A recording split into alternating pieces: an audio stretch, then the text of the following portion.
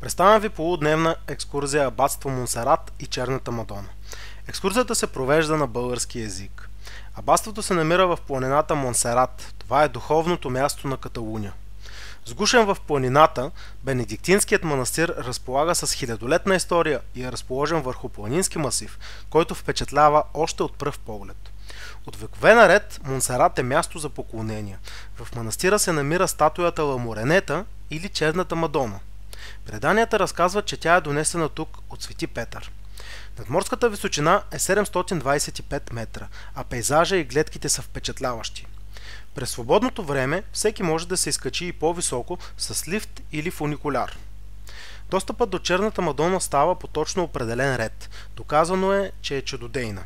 Затова е обявена за покровителка на Каталуния. Обиколката на целия манастир трае около 30 минути, но всеки може да остане и повече. Комплексът е един от най-посещаваните в цяла Каталуния. В близост се намира музей с шедьоври на Пикасо, Караваджо и Ел Греко. Абакс – надежден и лоялен партньор.